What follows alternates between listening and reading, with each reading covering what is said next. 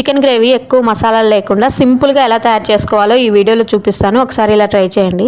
ఒక ప్యాన్ తీసుకొని 1 table spoon oil వేసేసి ఆనియన్స్ని బాగా ఫ్రై చేసుకోండి.